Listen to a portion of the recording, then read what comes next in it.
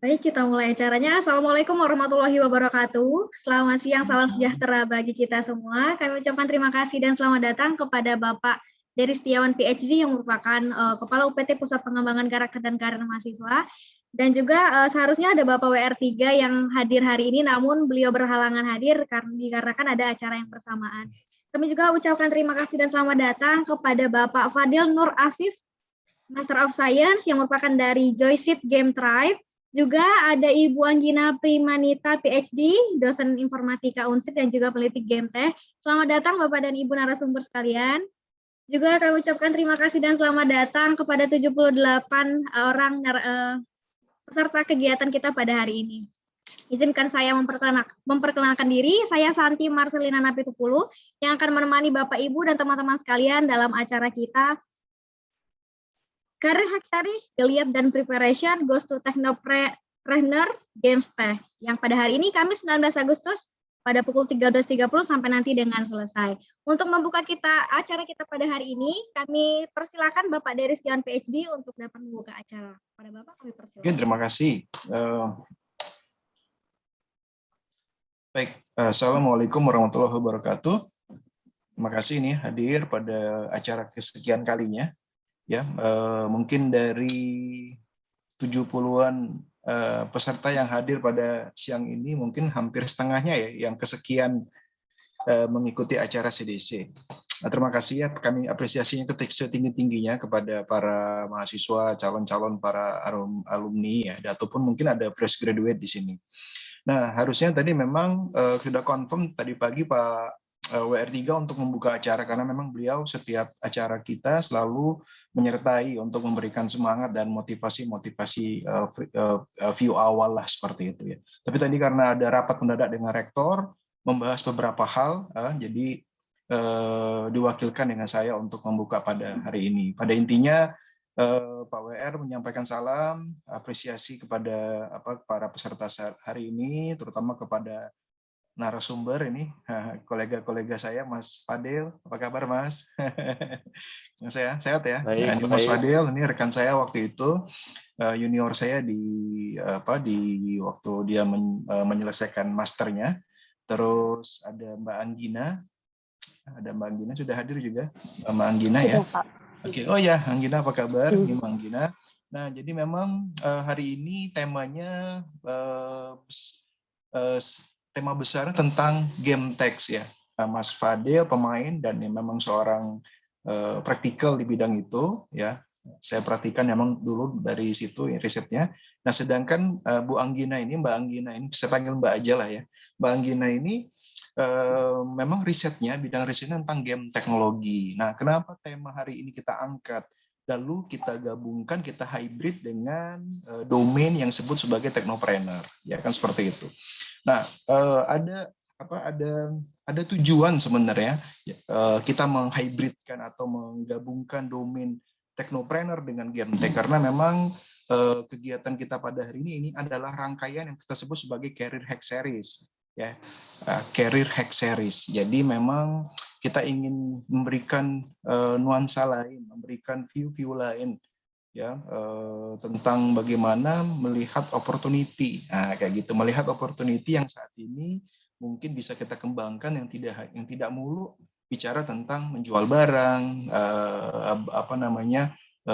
konsep data warehouse ya, konsep menjual online ya kan.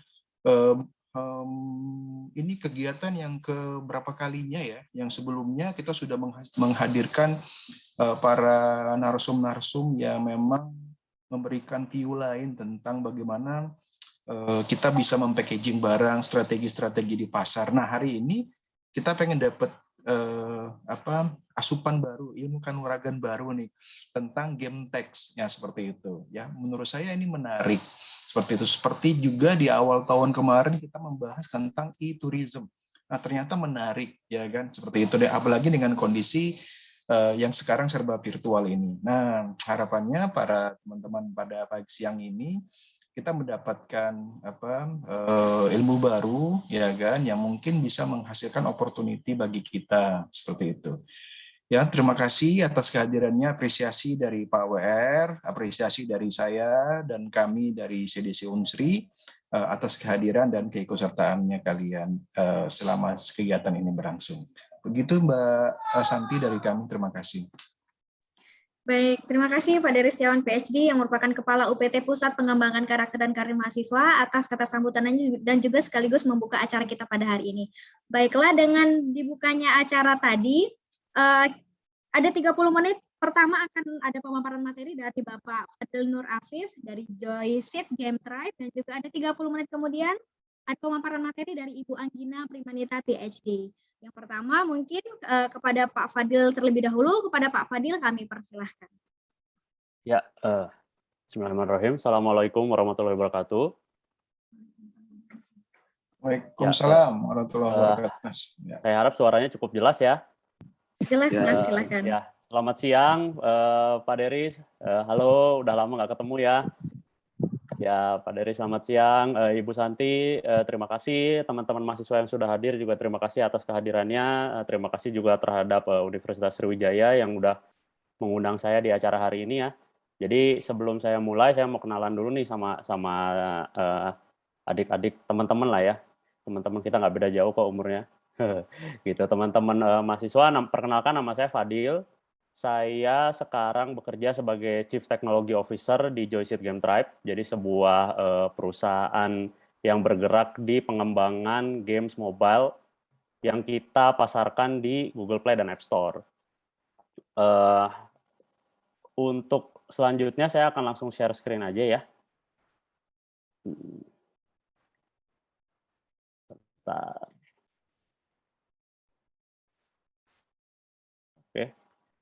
Apakah sudah bisa terlihat di layar? Terlihat, Mas Fadil, silakan. Ya, jadi kita lanjut aja. Jadi nama saya Fadil, saya CTO dari Joyseed Game Tribe.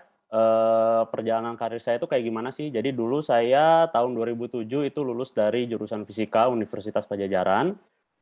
Kemudian pada tahun 2011 saya melanjutkan master ke Computer Science di University Technology Malaysia, di mana saya juga bertemu dengan Pak Dery di sini. Kemudian setelah itu saya 2013 melanjutkan karir menjadi seorang game programmer di Touchstone Games, bergerak di mobile games juga, dan kemudian semenjak 3 tahun yang lalu sampai sekarang saya dipercaya menjadi CTO dari Joyseed Game Tribe. Kemudian ini game-game yang sudah kami rilis ya, jadi kami itu fokus untuk ngerilis game itu di Google Play dan App Store. Jadi ada 3 game yang udah kita rilis dan kita lagi bikin lagi yang keempat dan kelima, dan alhamdulillah cukup mendapatkan banyak respon positif lah dari pengguna gitu loh. Jadi sempat dapat menang award di Google Play, di App Store dan lain sebagainya. Dan juga mendapatkan reward terakhir kemarin kita ada event di Game Prime namanya dari Badan Pariwisata dan Ekonomi Kreatif, kita juga dapat nominasi dan award di situ. Gitu. Nah, saya mau minta izin dulu nih mungkin sama Bu Santi, apakah boleh teman-teman mahasiswa ikutan chat bareng sama saya? Boleh, silahkan Pak. Di-unmute juga nggak apa-apa, silahkan. Iya. Jadi saya nih kan datang dari penggiat pengembang game ya gitu. Nah, game sendiri kan bicara video game gitu ya. Teman-teman saya yakin di sini di HP-nya masing-masing at least pasti ada lah nge-install 1-2 game gitu ya. Jadi bicara video game itu kan akarnya itu dari industri entertainment gitu. Jadi di mana kita menyediakan konten hiburan yang bisa dikonsumsi oleh pemain gitu. Nah, saya pengen tanya nih, pasti teman-teman ada beberapa yang sering main game gitu. Coba dong chat di chatnya gitu ya, kalau misalkan ada gitu. Apa sih game yang paling seneng dimainin sama teman-teman sekarang?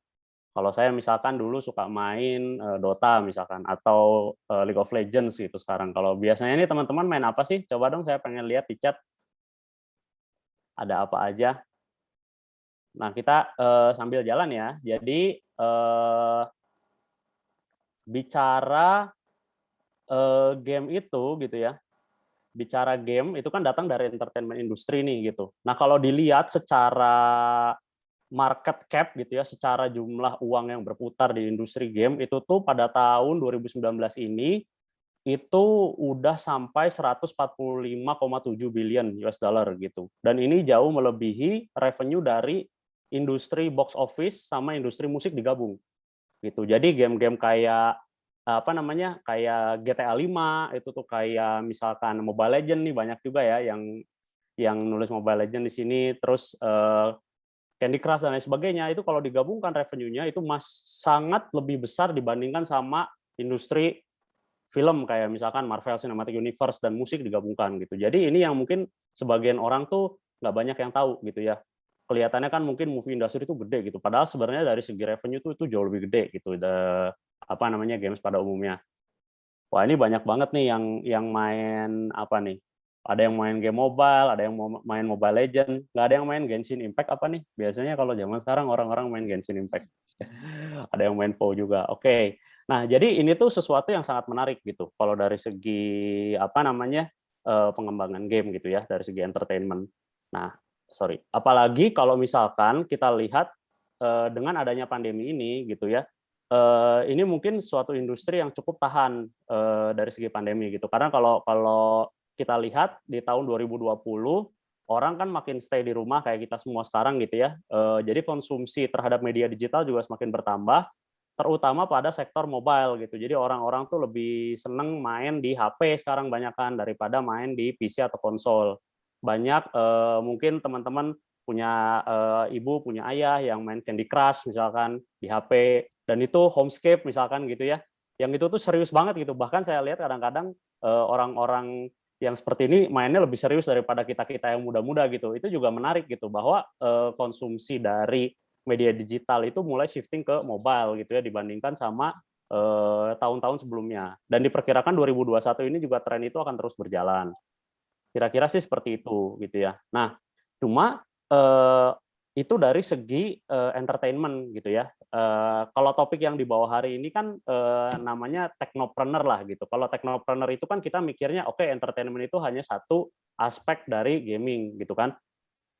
Nah, sekarang pertanyaannya adalah kalau entrepreneur apa sih mikirnya gitu. Entrepreneur itu adalah kita-kita yang memiliki passion untuk menyelesaikan real world problem gitu loh. Jadi ketika kita berbicara sebagai technopreneur itu kita harus bertanya kayak apa sih yang bisa kita lakukan untuk nge-solve real world problem gitu. Apakah game ini bisa dipakai untuk nggak cuma main-main aja gitu ya, nggak cuma seneng-seneng aja, nggak cuma main-main aja, tapi juga bisa dipakai untuk menyelesaikan problem yang ada di dunia nyata. Nah, ini hari ini saya akan ngebawa diskusinya ke arah yang seperti ini gitu. Nah, untuk mengetahui apakah game itu bisa digunakan untuk menyelesaikan real world problem, kita harus lihat dulu nih unsur di dalam game itu ada apa aja sih gitu. Unsur di dalam game itu kalau kita bisa telaah ya, dibagi ada 3 gitu. Nomor 1 itu fun. Jadi yang namanya game itu harus menyenangkan buat dimainin. Kalau game nggak menyenangkan buat dimainin itu namanya cor gitu ya, namanya kerja gitu kan. Tapi kalau yang namanya game itu pasti harus selalu fun. Kadang-kadang kita bisa main apa namanya, game tuh sampai lupa waktu gitu ya, gitu. Main Mobile Legends 1 game gitu ya 15 menit gitu. Tapi ya udahlah 1 game lagi, 1 game lagi, 1 game lagi sampai siang gitu ya, gitu kayak gitulah. Nah, itu tuh game itu harus fun, harus menyenangkan buat dimainin, harus bikin kita lupa waktu gitu. Yang kedua adalah interaktivitas. Jadi ini tuh hal yang paling membedakan antara video game dan media digital yang lain gitu ya. Jadi kalau kita nonton TV, kita kan duduk, filmnya jalan, kita nikmatin gitu ya. Musik juga sama, kita dengerin gitu. Tapi bedanya sama game ada interaktivitasnya. Jadi kita pencet tombol, karakternya loncat.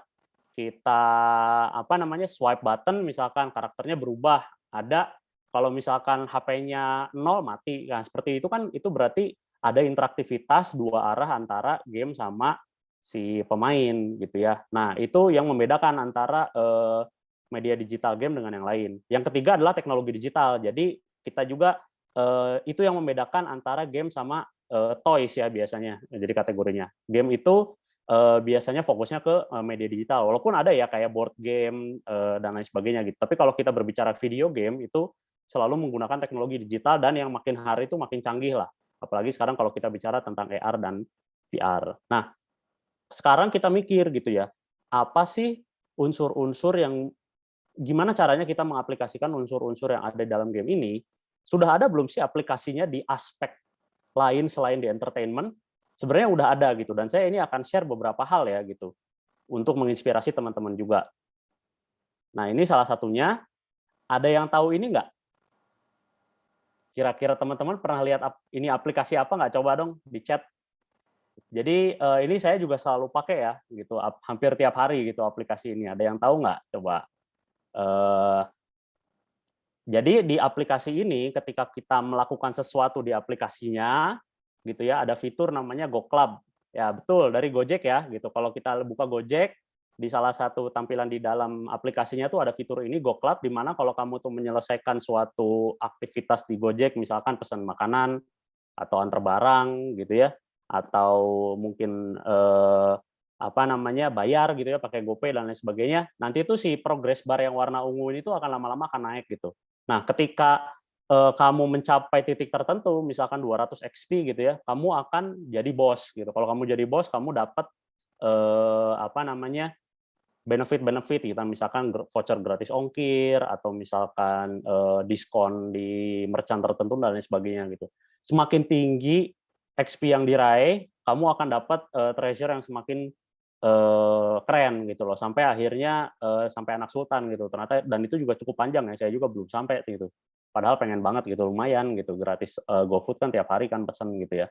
Nah, ini itu adalah satu contoh yang sederhana dari pengaplikasian konsep game ke dalam dunia nyata gitu. Mengaplikasikan progress bar gitu ya, leaderboard lah istilahnya. Nah, istilah ini tuh kaidah ini tuh sebenarnya udah ada istilahnya gitu, teman-teman. Gitu. Namanya tuh gamification. Jadi gamification itu adalah suatu craft of deriving all the fun and addicting elements found in games and applying them to real world or productive activities. Jadi mengambil elemen-elemen yang menyenangkan dari game yang addicting, terus kita aplikasikan itu ke aktivitas-aktivitas yang ada di dunia nyata. Jadi terms ini tuh udah ada gitu dan konsepnya sudah cukup beredar ya selama dekade terakhir gitu. Apa aja sih biasanya yang diambil dari konsep game yang kita bisa aplikasikan gitu ya. Ini misalkan ada 8 elemen gamification yang biasanya dipakai gitu. Misalkan reward lah gitu. Kalau di dalam game kan kamu pasti main tuh seneng gitu ya, dapat reward. Misalkan kamu ngalahin musuh dapat koin gitu ya, atau misalkan ngalahin apa namanya bos dapat equip yang lebih bagus gitu. Nah itu kan reward gitu ya. Terus kemudian learning gitu. Kalau teman-teman kayak main game-game kayak Counter Strike atau misalkan Mobile Legend itu kan lama-lama kayak wah gila musuh gue lebih jago ya dari gue gitu. Gue pengen apa namanya belajar biar memakai karakter ini biar lebih hebat lagi gitu. Nah itu learning. Goal juga sama gitu. Jadi misalkan kalau di Candy Crush kamu pengen ngalahin apa namanya level yang 200 gitu. Gemes banget nih aku belum bisa ngalahin ini gitu kayak gitu. Aku akan main terus gitu, lupa waktu gitu kan.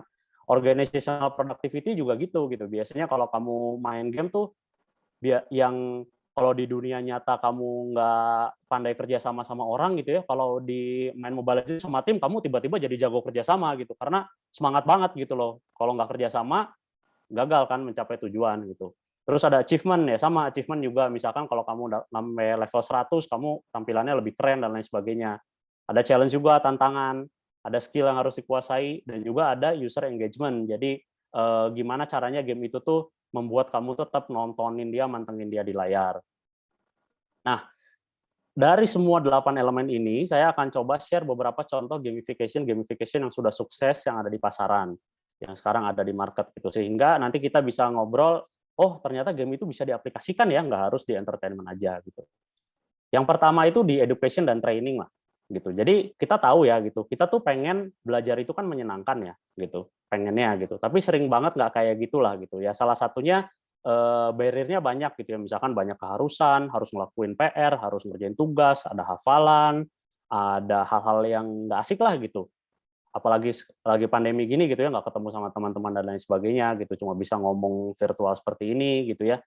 Nah, pengennya gitu ya dengan adanya game gitu, kita bisa membuat learning itu menjadi lebih menyenangkan gitu. Misalkan salah satu contoh untuk anak-anak sekolah ya terutama, itu kan cukup sulit ya membuat mereka itu duduk di depan kursi terus kemudian konsentrasi setengah jam gitu, apalagi mungkin anak-anak yang masih umurnya preschooling atau SD awal gitu ya. Kalau kita kan yang sudah mahasiswa gini ya bisalah gitu duduk gitu, walaupun mungkin apa namanya mumet juga kalau kelamaan nge-zoom gitu ya misalkan. Tapi kalau anak kecil lebih sulit gitu. Ini salah satu contohnya adalah aplikasi Osmo gitu. Jadi ini tuh Osmo adalah suatu mainan gitu ya yang kamu pasang di iPad gitu, dan dia tuh ada bidak-bidak fisiknya. Jadi bidak-bidak fisiknya ini tuh mengajarkan kamu caranya ngoding gitu. Jadi tombol-tombolnya tuh fisik. Jadi tombol-tombolnya itu adalah perintahnya, misalkan maju 1 langkah, belok 3 langkah gitu. Nah, apa yang dilakukan si anak ini adalah dia menyusun bidak-bidak itu di depan iPad dia. Nanti tuh ketika kita susun itu si karakternya itu bergerak sendiri gitu. Jadi misalkan kalau kita pasang yang loncat, belok gitu, nanti karakternya itu beneran ikutan loncat, belok gitu. Jadi lucu banget gitu. Saya aja pas ngeliat kayak wah keren banget gitu apa yang kita lakukan di depan meja, di depan iPad kita tuh beneran ikut gerak gitu loh. Jadi ini tuh kelihatannya seperti permainan biasa gitu. Padahal sebenarnya di tujuan aslinya adalah ngajarin anak-anak kecil terutama buat bisa ngoding gitu ya. Karena kan salah satu yang jadi tren abad 21 ini ya STEM lah gitu, STEM learning ya, science, technology, engineering, and math gitu ya. Nah, itu tuh membuat mempelajari itu tuh menjadi lebih menyenangkan gitu. Dan saya mikir gitu ya, kalau dulu saya waktu belajar ngoding gitu ya, harus di depan komputer terus gitu ya, kalau mungkin dulu ada aplikasi ini, kayaknya saya lebih jago lagi sekarang gitu. Tapi ya ini salah satu breakthrough yang digunakan dari prinsip game. Kemudian, ini contoh yang saya pernah terlibat sendiri adalah kartu Muslim. Jadi ini tuh kartu yang augmented reality, di mana kita tuh bisa nge-scan kartunya terus ngelihat gerakan-gerakan sholat, wudhu, dan lain sebagainya gitu. Terus interaktif juga, kita bisa putar-putar kartunya, putar-putar kameranya. Oh, kalau sholat itu ruku itu posisinya kayak gini loh, kalau sujud tuh posisinya kayak gini, bisa kelihatan. Kalau wudhu tuh urutannya apa dulu, umur dulu, cuci muka, dan lain sebagainya, doanya apa, dan lain sebagainya gitu loh. Nah, karena ini 3D dan bisa berlihat dari berbagai sisi menjadi lebih menyenangkan buat anak untuk pelajaran gitu. Selanjutnya ini untuk periklanan gitu dan media lah gitu. Zaman sekarang itu ads dan media ini nggak ada matinya gitu. Jadi makanya makin hari itu sebuah brand itu harus makin keras berebut hati pembeli ya. Karena sekarang tuh banyak banget pilihan gitu. Kopi aja tiap hari bisa beli beda macam-macam, setahun belum muter lagi tuh jadi kopi yang pertama kali kita beli kan gitu. Nah, makin hari ini brand itu harus makin keras gitu merebut hati pembeli. Sehingga kreativitas media itu harus jadi makin canggih gitu. Nah, gamification ini punya kelebihan dalam hal interaktivitas gitu sehingga memberikan fresh take terhadap campaign iklan atau campaign-campaign di media gitu. Nah, ini salah satu contoh yang baru aja kita lihat gitu. Ada yang tahu nggak ini? Ini tuh ada yang pernah mainin nggak? Coba.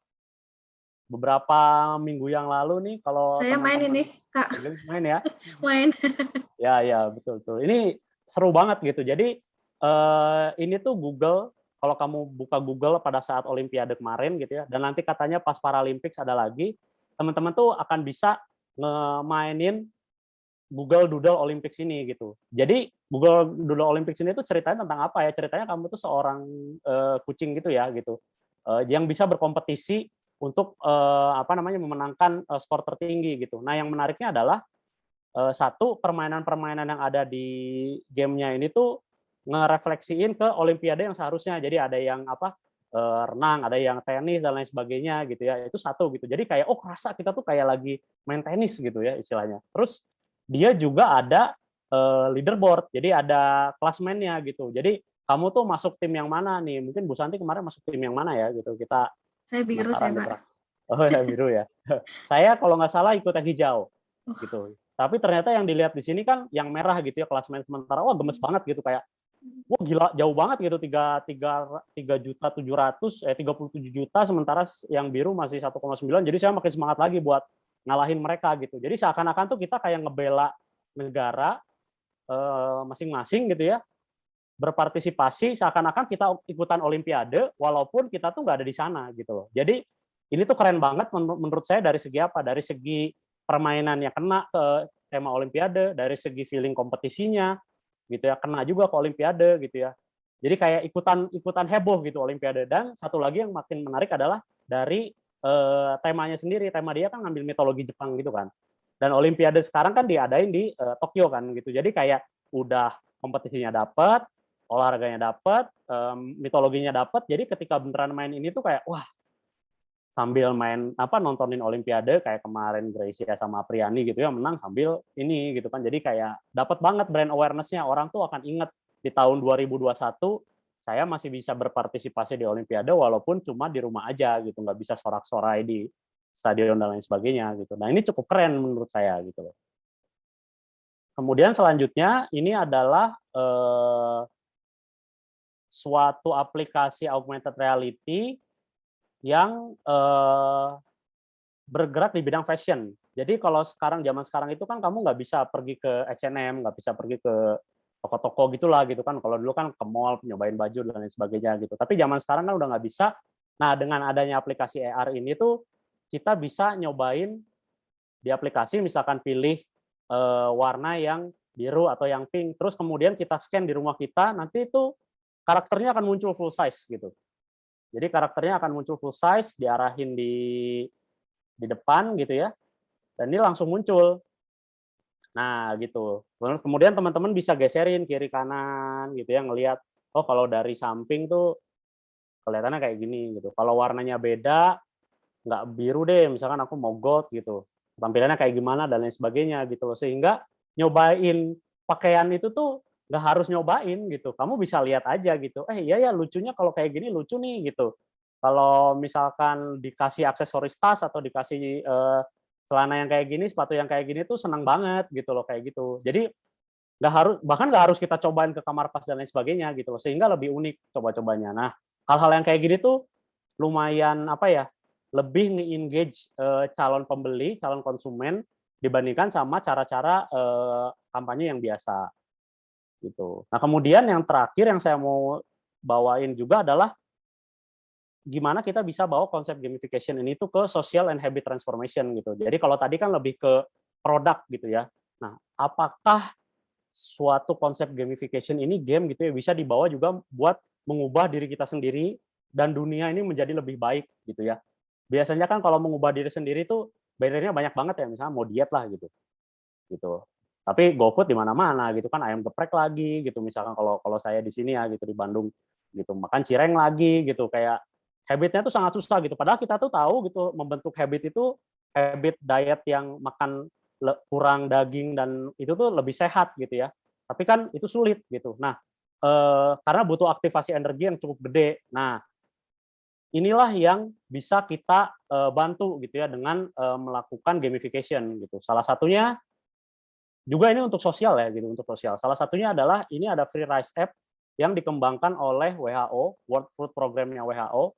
Jadi itu adalah suatu aplikasi di mana kalau kamu tuh jawab trivia di dalam gamenya, di dalam aplikasinya, misalkan kosakata bahasa Inggris gitu ya, kamu tuh setiap jawaban yang benar kamu akan menyumbangkan 10 biji beras ke orang-orang yang dilanda kelaparan gitu misalkan. Jadi ini tuh bagus banget gitu. Di satu sisi kita jadi makin pinter gitu ya jawab trivia gitu. Di sisi lain juga apa yang kita lakukan itu ada kaosnya gitu. Jadi nggak cuma entertainment doang, tapi apa yang kita lakukan itu beneran menyumbang untuk kebaikan dunia gitu.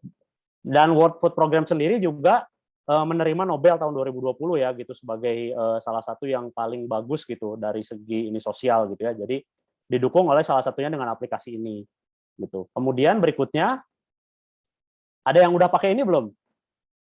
Jadi ini tuh aplikasi banking digital dari UOB ya gitu. Jadi sekarang kan udah zaman ya banking digital, ada Genius, ada Bank Jago, bahkan dari bank-bank yang besar juga udah mengeluarkan banking digital gitu. Nah, UOB ini mencoba untuk mengambil konsep gamification juga, di mana nanti di dalam gamenya itu kamu punya semacam pulau gitu. Pulau yang awalnya itu kosong gitu ya. Tapi nanti semakin teman-teman rajin melakukan tabung gitu ya, nabung, nanti tuh pulaunya tuh akan makin bagus, makin bagus, makin bagus gitu. Sehingga teman-teman ya bisa sedikit pamer lah gitu. Jadi kayak nggak cuma tabungan gue banyak nih gitu, tapi pulau gue juga jadi makin keren gitu. Mana tahu kan suatu saat tabungannya bisa cukup buat beli pulau gitu istilahnya. Kayak gitulah. Nah, itu tuh dengan adanya gamification itu juga memberikan bumbu-bumbu yang menyenangkan gitu. Nah, terakhir adalah ini favorit saya dari semuanya ya.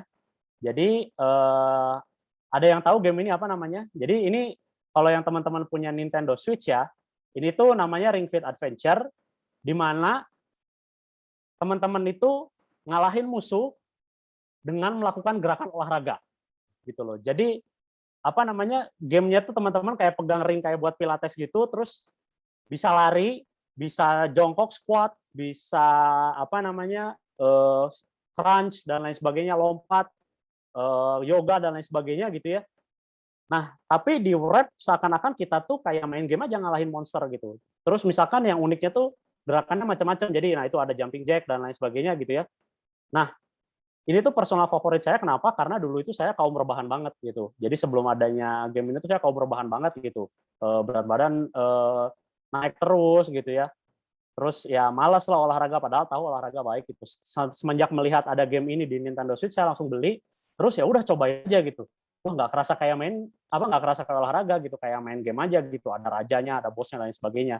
Sampai-sampai sekarang saya udah konsisten pakai ini udah 2 tahun berjalan gitu ya. Dan nggak ngerasa kayak apa namanya olahraga aja gitu. Kalau kalau saya kan orangnya yang nggak pede ya kalau nge-gym gitu ya, takutnya ada apa namanya malu lah gitu, badan saya belum belum keker gitu ya kayak Om Deddy gitu kan. Nah dengan adanya ini saya bisa olahraga di rumah aja juga gitu ya, lagi pandemi gini nggak berhenti juga olahraga gitu. Nah ini tuh salah satu konsep gamification yang menurut saya tuh sangat bagus gitu, dipakai nggak hanya untuk entertainment seneng, tapi juga buat habit gitu. Ya kira-kira ya kayak gini lah. Jadi kamu bisa apa namanya gerakin cincinnya ke depan, nanti karakternya jalan sendiri. Kalau kamu diem ya karakternya juga nggak diem gitu. Kamu jadi nggak bisa pura-puranya ngejalanin gamenya doang, nggak bisa beneran kamu harus gerak gitu, harus keringetan. Gitu sih. Nah, kesimpulannya apa gitu dari semua yang udah saya paparkan ini? Ya konsep-konsep dari game itu bisa banget bikin manusia itu jadi engage gitu ya. Bisa banget gitu. Dari 8 konsep yang tadi gamification ada itu bisa banget gitu. Karena apa gitu? Karena gamification itu atau video game itu didesain untuk menyenangkan psikologi manusia. Jadi dia itu sangat menyentuh motivasi dan psikologi kita dengan dalam gitu. Karena ya orang itu senang ya apa main game itu kan karena mereka senang gitu. Kadang-kadang mikir kayak aduh gue kalah nih sama orang itu, gue pengen main lagi gitu kan kayak gitu-gitu. Nah, dengan adanya aplikasi konsep game ini bisa membuat produk yang kita pikirkan itu lebih menyenangkan buat dipakai. Nah, terakhir adalah gimana sih caranya gitu ya kalau kita berbicara dengan games technopreneur gitu ya, technopreneurship di games itu gimana sih caranya kita nge-prepare diri kita buat bisa mengaplikasikan ini gitu. Yang pertama adalah kita pahami dulu gitu prinsip motivasi bermain game itu apa gitu. Jadi ketika kita bermain game mungkin ya senang bermain game atau kita ketika ingin mengaplikasikan itu motivasinya apa sih orang main game? Kenapa sih orang itu suka banget sama main Candy Crush atau suka banget sama main Mobile Legends gitu, apa yang bikin dia tuh keeps playing gitu. Dan yang kedua adalah tingkatkan awareness teknologi digital terkini. Karena game itu adalah teknologi digital, kita harus ikut terus sama tren digital. Ada VR, ada AR, ada mobile, ada GPS gitu ya, ada beberapa game yang pakai GPS dan lain sebagainya. Dan terakhir ya aplikasikan di bidang teman-teman yang Anda inginkan. Jadi tidak hanya terbatas pada tadi ya education atau marketing atau habit gitu ya, tapi juga mungkin di agriculture mungkin di apa namanya di musik atau mungkin di sipil, teknik sipil atau di manapun itu bisa diaplikasikan karena dia bermain di level psikologi manusia. Dan kemudian ya diulangi lagi gitu loh, ulangi dan ulangi sampai teman-teman bisa menemukan suatu solusi yang mantap dan tepat guna lah. Kira-kira seperti itu ya. Terima kasih itu dari saya. Terima kasih. Saya kembalikan kepada Santi. Baik, terima kasih Kak Fadil aja ya nih berarti dipanggilnya. Kak Fadil, oke kita Ya. boleh kasih reaction dong untuk Kak Fadil untuk materinya yang super banget nih, super insightful. Ini saya jadi kepikiran untuk beli tadi yang ini nih, Nintendo Ring Fit Adventure. Ya, itu Karena keren nggak banget. kerasa kayak cardio gitu ya, Kak Fadil ya. Betul, betul. Baik, jadi untuk teman-teman boleh disimpan dulu pertanyaannya, nanti di sesi untuk tanya jawab boleh unmute mic-nya dan juga boleh berdiskusi via chat. Selanjutnya baik akan kita lanjutkan lagi dari Ibu Anggina Primanita PhD. Kepada Ibu Anggina kami persilahkan. Oke, terima kasih. Aduh ini kayaknya agak kurang PW ya videonya, jadi saya matiin aja. Mohon maaf sebelumnya, tapi ya itu ikonnya muka saya. Baik, saya mohon izin untuk share screen. Sudah Bu, silahkan.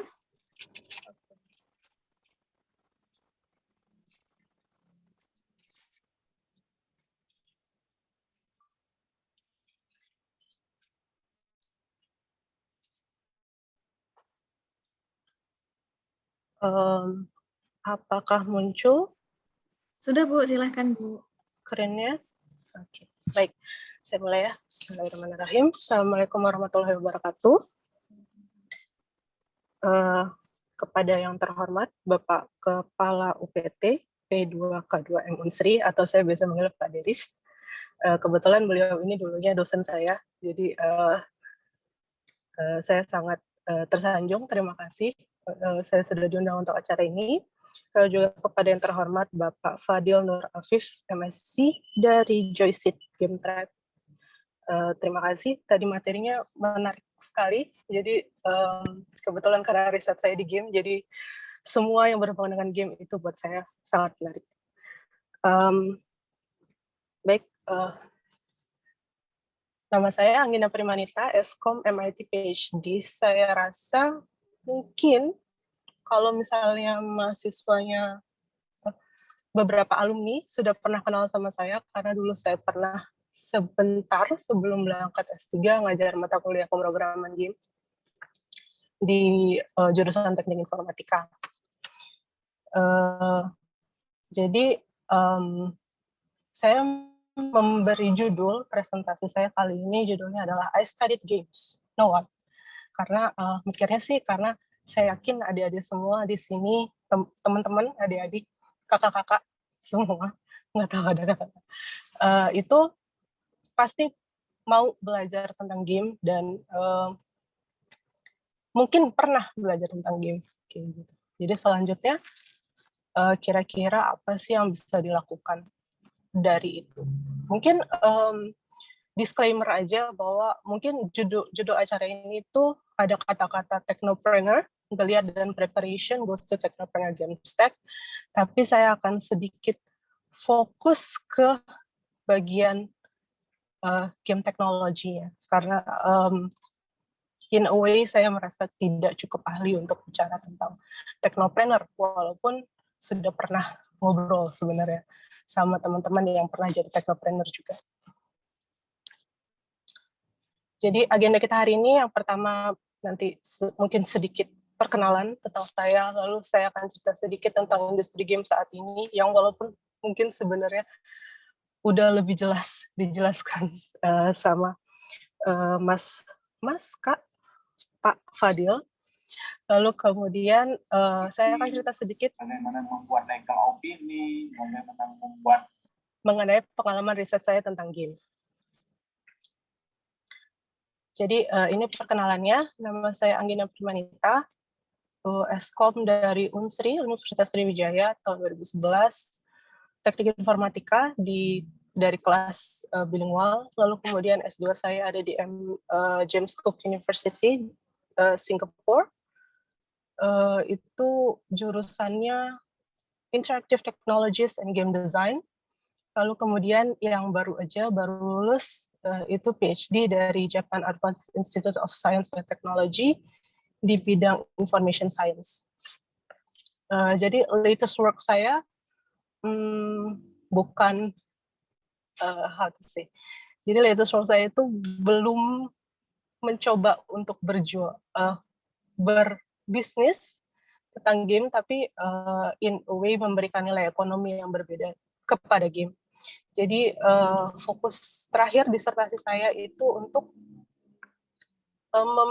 menyambungkan establishing link dari game computation. Jadi saya bicara tentang permainan yang optimal dan game refinement theory, yang mungkin nanti bakal disentuh sih game refinement theory itu apa, dan di areanya entertainment technology. Jadi saya S3 hampir 3 tahun, itu fokusnya di entertainment technology. Lalu interest saya, ini research interest sebenarnya. Saya senang research tentang game research, game solvers, game research itu kalau game bisa dimodelkan menjadi pohon, serem ya ceritanya. Tiba-tiba game itu jadi pohon. Tapi enggak, sebenarnya tidak seseram itu. Lalu game solver, terus single agent game playing, jadi permainan untuk one player, lalu kemudian ada pathfinding dan data science di game. sebelum kita mulai, kita bikin konsensus dulu.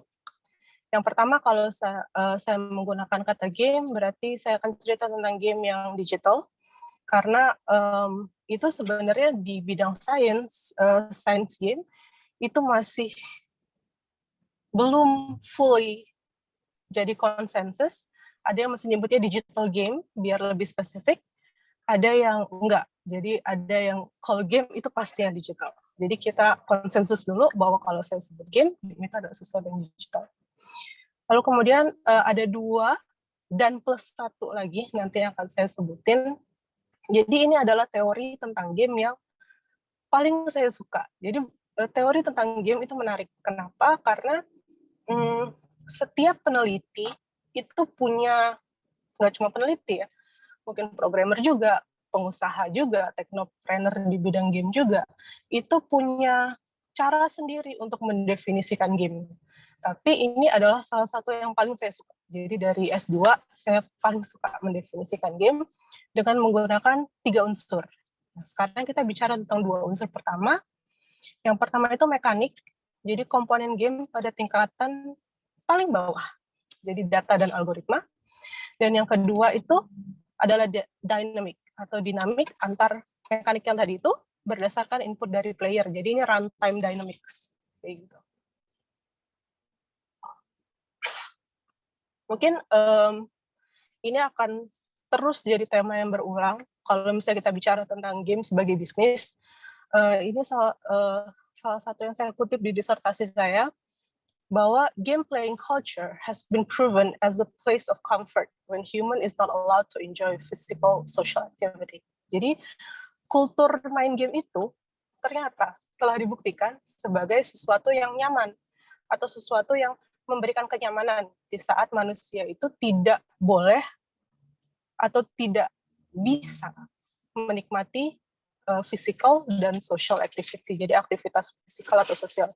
Jadi utamanya sih si paper ini cerita, kalau dari judulnya kelihatan Postscript Gaming While the Empire Burns. Jadi dia cerita waktu the Empire Burns, waktu kita mulai muncul pandemi sampai dengan saat dipublish, itu tuh orang main game gimana sih?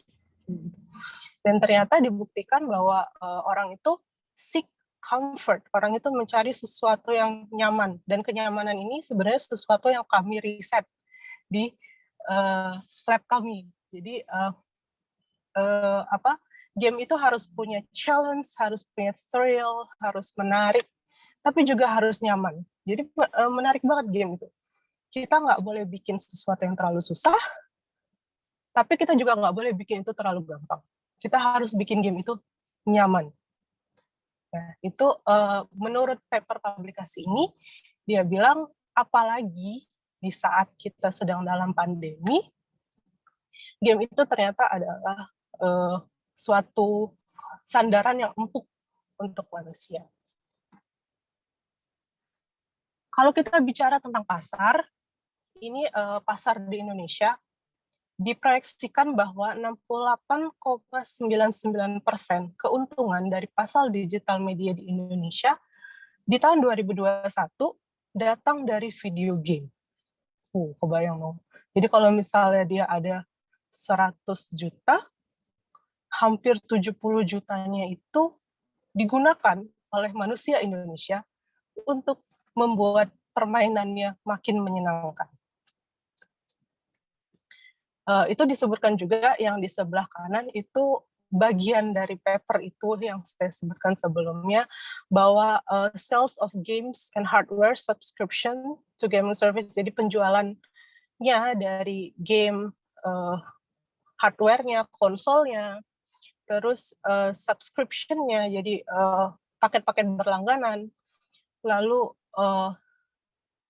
jam yang digunakan pada streaming platform, dan bahkan ada even demand for gameplay coaching. Jadi bukan demand untuk gimana bikin game yang kira-kira akan mendatangkan keuntungan bagi manusia. Bahkan ada demand untuk gimana caranya biar dia lebih jago main game. Itu aja ada dan meningkat sekali di saat pandemi. Itu dibuktikan juga sama proyeksinya bahwa pasar digital media Indonesia itu masih fokusnya mencari kesenangan, main game. Ya, di sini juga ada ini kuartal pertama ya, Mobile Gaming Landscape at a Glance dari App Annie.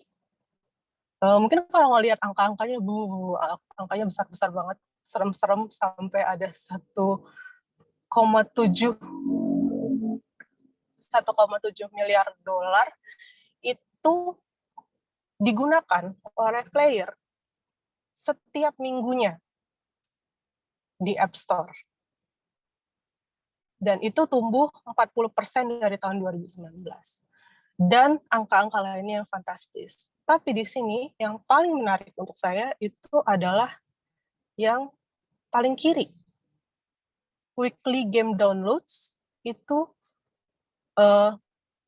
lebih besar dari 1 miliar. Kira-kira ada yang tahu nggak sih kenapa ini menarik?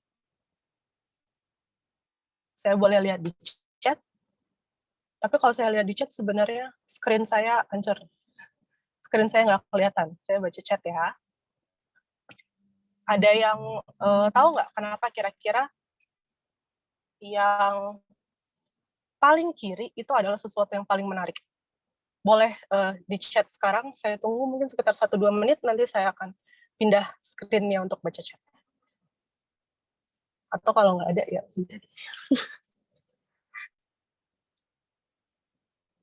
jadi di situ ada 5 sih yang jadi highlight-nya. Jadi yang paling kanan itu monthly number of games with $1 million, more than $1 million. Jadi game yang dapat lebih dari $1 juta. Itu ada 810 game. Terus yang di tengah itu juga menarik, weekly hours spent. Jadi dalam 1 minggu berapa miliar jam total yang dipakai buat main game. Boleh ya?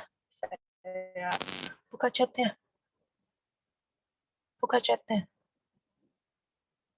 Karena perkembangannya bisa memperlihatkan gambaran dunia game ke depannya. Free access. True. Perkembangannya bisa memperlihatkan gambaran dunia game ke depan. Itu benar banget. Kenapa sih ini menunjukkan perkembangannya bisa angka ini bisa menunjukkan perkembangan game ke depannya? Karena berarti apa? Berarti player itu nggak takut buat download game. So, salah satu masalah terbesar dalam software itu adalah orang itu tidak mudah untuk menerima perubahan. Jadi dalam arti kalau misalnya software baru diupdate, misalnya baru update Twitter nih ganti font, yang marah banyak banget. Atau Facebook ganti ini, yang marah banyak banget. Dan misalnya tuh kita ke orang yang lebih dewasa atau orang yang kita nggak kenal, terus kita ngomong, coba deh kamu download app ini, lalu ikutin jalan alur dari app ini. Itu butuh daya persuasi yang besar. Tapi kalian bisa lihat di gaming itu tuh sebesar itu angkanya.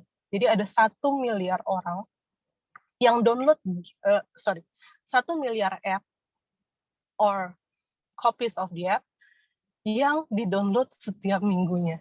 Jadi daya persuasi yang kalian tidak perlu daya persuasi yang besar untuk dapat pasar yang kalian butuhkan. Menarik banget ya. Dan itu dan itu terus tumbuh dari 2019, sekarang udah tumbuh 20%. So ya, pasar di sini contohnya mobile gaming, tapi sebenarnya gaming as a whole, video gaming as a whole itu kira-kira ya seperti itu perkembangannya. Nah di sini, terus Ibu ngapain mau ngomongin riset game? Nah jadi dari sebenarnya saya udah pernah lihat data-data yang mirip kayak gini waktu saya mulai kuliah, mau mulai S3 dulu, dan waktu mau mulai S2 juga sebenarnya. Jadi marketnya tambah besar terus. Tapi kalau saya lihat, it's interesting, menarik sekali di mana kenapa kayak saya suka ngecek sih, salah satu kesukaan saya adalah ngecek kayak top 10 games di App Store atau di Google Play itu datangnya dari mana. Jadi angka-angka ini besar, angka-angka ini fantastis, tapi seberapa besar yang diserap oleh Indonesia sendiri gitu. Jadi itu kemudian menjadi daya tarik buat saya untuk terus riset tentang itu. Kenapa menarik? Karena saya pengen tahu apa sih yang bikin orang Indonesia nggak mau menyerap game, bukan nggak mau, saya yakin ada. Dan salah satu buktinya ada dari dari Joystick Game Trap sendiri ya, gamenya itu cukup dikenal oleh orang. Nah, tapi pasar kita masih lebih besar dikuasai oleh game yang internasional kayak gitu. And that's where I start. Nah, tadi itu ada dynamic, ada mekanik, dan yang terakhir keywordnya adalah aesthetics. Ini kalau kalian mau cari, nama penelitinya Hunicke, dibaca Hunicke. Nah, itu dia memodelkan game itu jadi 3. Nggak cuma mekanik, nggak cuma dynamic, jadi nggak cuma pada level algoritma, tapi juga respon emosional dari manusia yang diberikan pemain saat berinteraksi dengan sistem. Nah, itulah yang kemudian jadi objek riset saya, dan bagaimana dan teman-teman saya sebenarnya di lab selama waktu dulu di Singapura dan kemudian di Jepang. Jadi selanjutnya saya akan berbagi sedikit pengalaman dalam bereksplorasi mengenai keyword ini, mengenai aesthetics in game. Jadi pertama, ini sebenarnya pertanyaan yang ini sih ya, kenapa riset di bidang game? Yang pertama, game itu realistik. Jadi permasalahan yang ditemukan pada game itu refleksi masalah pada dunia nyata. Salah satunya itu AI. Kalau kalian pernah dengar, itu cerita tentang sejarahnya alpha beta search, itu awalnya dari catur.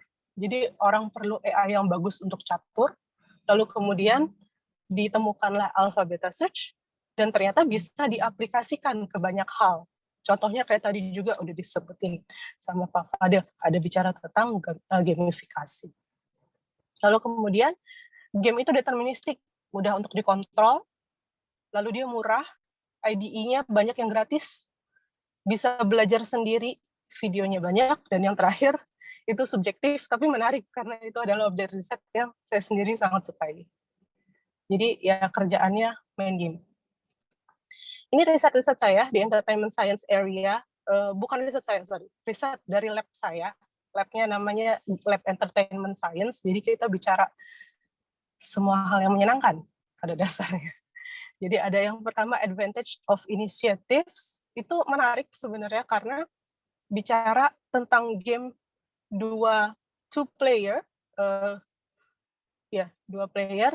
lalu kemudian pernah nggak sih kalian ngerasa, teman saya tuh kalau misalnya dia dapat step yang pertama, biasanya dia yang menang. Ternyata secara sains itu dibuktikan, namanya advantage of initiatives. Dan terus hasilnya apa? Hasilnya itu kita mencari opsi-opsi yang bisa dilakukan untuk menghilangkan ini. Karena game itu intinya harus balance, harus seimbang. Lalu kemudian ada juga business analysis, itu ada temennya, dan kebetulan kakak tingkat kalian juga, namanya Kanazif, itu dia bicara tentang business analysis. Lalu kemudian yang terakhir itu physics in mind, yaitu itu bagian dari riset saya. Nah, ini adalah hal utama yang saya temukan dari disertasi. Kalau misalnya dia digabungin jadi satu slide, kira-kira ini. Jadi saya muncul dari kiri. Saya itu dulunya senangnya AI banget, jadi solving games. Solving games tuh untuk menemukan game theoretic value. Jadi game itu punya sesuatu yang namanya theoretic value, yang nilainya itu bisa player 1 wins atau player 2 wins. Jadi ada game-game yang kalau misalnya dua-duanya mainnya sama pinter, udah ketahuan siapa yang bakal menang. Terus yang kedua, itu ada tentang physics in mind, balik lagi tentang estetik tadi itu. Jadi perasaan dari pemainnya. Dan ternyata waktu di riset, dua hal ini yang kelihatannya kayak jauh banget, nggak ada hubungannya, ternyata berhubungan. Dan hubungannya itu dari satu kata, yaitu uncertainty, ketidakjelasan. Jadi temuan saya itu, permainan yang sama kuat itu menyenangkan bagi pemain dan penontonnya. Kenapa? Karena nggak jelas. Jadi pada dasarnya sesuatu yang saya temukan adalah orang itu main game karena dia cari tantangan.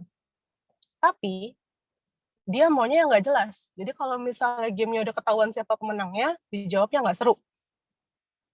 Kalau misalnya gamenya itu terlalu menantang, juga nggak seru. Nah, jadi yang seru itu adalah game yang nggak jelas. Which is, kalau dibilang sebagai konklusi, kok aneh sih konklusinya nggak jelas. Tapi itu konklusi yang sangat-sangat valid berdasarkan hasil setelah observasi dari dua hal itu. Jadi hasil akhir yang nggak bisa ditebak, aplikasi strategi yang menghasilkan permainan yang dinamis, itu adalah kunci dari game yang menarik. Nah, sekarang saya udah tahu itu. Untuk apa? Untuk apa saya riset itu jauh-jauh? Terus teman-teman juga, kan ini seminarnya Technopreneur, Bu. Ngapain saya jadi researcher? Nah, yang pertama adalah, itu dia bisa untuk menemukan game balance, keseimbangan di game. Nah, game balance itu bukan hal yang mudah. Kalau kalian cari papernya, cari artikelnya, artikel populer, artikel paper, jurnal, sampai sekarang orang nggak habis-habis cerita tentang game balance. Karena game balance itu sesuatu yang menarik. Jadi saat udah ketemu titik equilibriumnya, nggak taunya tahun depan pemainnya tambah jago, rusaklah itu balance-nya. Nah, jadi dengan melakukan riset atau kalau saya boleh bilang applying pengetahuan ini ke game yang akan kalian buat nanti waktu kalian mau jadi technopreneur, saya rasa kalian dapat advantages, kalian dapat kelebihan. Kalian punya game yang jadi sudah playernya itu mudah untuk download, pas main terus dia langsung, oh ternyata gamenya menarik. Karena ada banyak banget juga orang yang download game, main sehari 2 hari, bosen, dan ya udah selesai. Terus yang kedua, kalian juga dapat non-biased opinion, karena di game itu opininya sampai sekarang masih bias banget, semuanya berdasarkan reviewer, tapi kalau misalnya reviewer yang nggak suka, gimana? Dan yang terakhir adalah tentang media. Jadi jika ingin menampilkan permainan yang paling menarik, kalian maksudnya misalnya kayak bikin bikin trailer nih buat gamenya. Nah, gimana cara yang paling menarik? Nah, yang paling menarik itu cari bagian yang paling uncertain. Jadi bagian yang penonton itu nggak tahu siapa yang bakal menang. Jadi mereka akan nonton trailernya terus sampai akhir dan mungkin akan menjadi tertarik dengan game kalian. Jadi riset tadi punya nilai ekonomi nih. Jadi intinya salah satu ajakan saya, in essence, adalah let's play game for science. Jadi jangan takut untuk main game, asalkan, bukan asalkan, nggak buat, kalau misalnya kalian nggak pengen buat science pun nggak apa-apa, karena memang game itu adalah place of comfort. Tapi kalau misalnya kalian pengen riset tentang game, dan penasaran nanti ke depannya, kepake nggak ya risetnya ini untuk saya, misalnya saya pengen jadi technopreneur, atau misalnya saya pengen jualan app, itu kepake banget. Jadi, do not be afraid, let's play game for science. Saya rasa untuk saya sampai situ, presentasi saya sampai situ. Nah, ini saya mohon izin Pak Deris, kalau masih ada, ini saya mengundang, ada namanya AIES Workshop 2021, kebetulan saya banyak persyaratan-persyaratan. Iya, kebetulan saya komitinya. Kalian cuma perlu extended abstract. Extended abstract itu sekitar 2 lembar aja. 2 lembar aja untuk ikut. Registration fee-nya free. Dan speaker yang udah kita dapat dan bakal kalian bisa nonton, mungkin yang lulusan yang punya paper yang siap rilis, itu beliau Dr. Yuichiro Miyake dari Square Enix dan Todai, University of Tokyo, dan salah satu key AI works-nya beliau itu di Final Fantasy dan di Kingdom Hearts. Jadi kalau misalnya ada yang punya paper dan papernya siap, kalian mungkin bisa hubungi pembimbingnya, boleh nggak di publish ke sini. Kebetulan judulnya itu adalah Empathic Entertainment, jadi kira-kira nggak jauh beda sama apa yang saya present hari ini. Seperti itu. Baik, saya rasa untuk saya cukup seperti itu. Saya kembalikan ke Ibu Santi. Baik, terima kasih banyak Ibu Anggina Primanita. Silakan teman-teman dikasih reaksinya dulu nih untuk super insightful dari materinya Ibu Anggina. Nah, sekarang sudah tiba saatnya kita pada sesi diskusi. Jadi teman-teman silakan dapat menanyakan pertanyaannya melalui chat ataupun melalui langsung open mic ya. Jadi raise hand dulu nanti open mic. Nah, ini udah ada pertanyaan dari Kak Ika untuk Kak Fadil. Kak Fadil, bagaimana sih kickstart cara memblended, mungkin membuat education dan game menjadi sebuah program aplikasi yang mungkin dapat menjadi media pembelajaran digital yang sangat kompatibel diimplementasikan pada adaptasi pandemik saat ini bagi orang yang tidak memiliki background dalam sistem informasi ataupun teknik informatika dan jurusan yang terkait dengan memiliki budget yang terbatas. Jadi intinya mungkin gimana kickstart-nya nih Kak, untuk orang-orang yang tidak memiliki background sistem informasi atau teknik informatika. Silakan Kak Fadil. Oke ya. Terima kasih. Ini pertanyaannya menarik banget ya. Jadi banyak yang biasanya tuh bilang kalau bikin game itu harus punya kemampuan programming gitu ya, atau harus punya background IT gitu. Itu mungkin iya kalau kita bicara di 10 tahun yang lalu gitu. Tapi kalau zaman sekarang itu tuh banyak banget tools-tools yang kita bisa bikin game itu tanpa harus memiliki pengetahuan coding gitu. Jadi misalkan salah satu contohnya misalkan kita pakai namanya stencil atau construct gitu ya. Jadi kita tinggal masukin aja perintah-perintahnya, kayak misalkan kalau pencet ini loncat, pencet ini keluar suara dan lain sebagainya, itu tuh udah lebih gampang gitu diaplikasikannya gitu dibanding sama 10 tahun yang lalu gitu. Apalagi kalau misalkan kita membuat game yang cukup simpel ya gitu. Kalau memang mikirnya kalau kita mau bikin aplikasi sekompleks seperti Mobile Legends itu mungkin nggak mungkin gitu. Tapi kalau untuk aplikasi-aplikasi yang untuk pendidikan, pengajaran itu tuh sangat gampang banget. Nggak harus punya pengetahuan coding dan bahkan dia juga udah bisa sampai ke titik dipublish di Google Play atau App Store gitu kalau misalkan niat.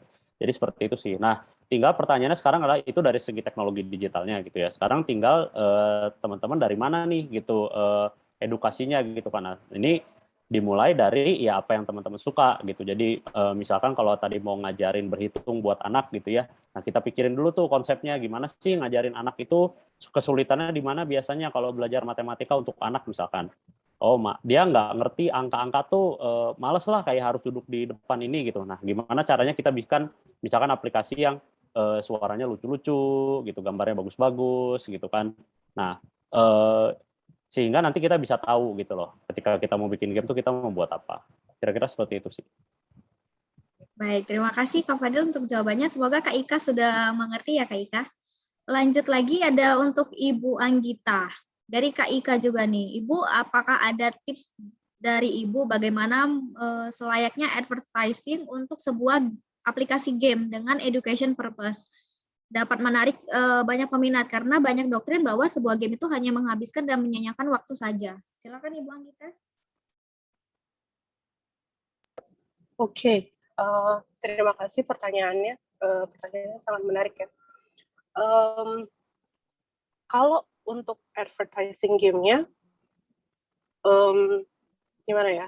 kalau misalnya yang saya lihat sejauh ini itu selalu ada dua kubu. Ada satu yang full throttle ngomong ini game edukasi, jadi harus kayak dia memang memasarkan itu untuk orang yang mencari edukasi di game. Tapi ada juga yang nggak disebutin, jadi cukup bikin game yang baik, balance-nya baik, tapi nantinya itu bisa digunakan sebagai alat belajar. Contohnya nih yang kayak gitu tuh kayak Minecraft. Minecraft tuh kan game entertainment awalnya, lalu kemudian dijadikan alat belajar. Roblox juga seperti itu. Jadi selalu ada dua cara, tapi semuanya itu tergantung sama game yang kita bikin. Kalau memang muatan edukasinya tinggi, langsung saja dijual dipromosikan sebagai game edukasi. Memang game ini edukasi untuk belajar berhitung misalnya tadi, atau belajar membaca. Tapi kalau misalnya gamenya sandbox kayak Minecraft, kayak Roblox, silahkan bilang kalau itu adalah game entertainment, karena itu akan menarik orang untuk at least pertama kali coba download dulu. Baru setelah itu dia akan mengenal, oh ada fitur-fitur pendidikan di dalam.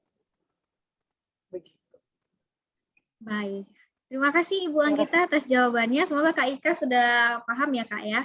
Lanjut lagi nih, ada pertanyaan dari Kak Aziz Mulki untuk Kak Fadil. Misalnya nih Kak, kita terjun dan menekuni pembuatan game atau game developer. Kan kita ada banyak aspek ataupun bagian yang terdapat pada pembuatan game. Nah, skill apa yang harus dipersiapkan dan bagaimana caranya kita membuat game atau bergabung dalam perusahaan pembuatan game? Silakan Kak Fadil.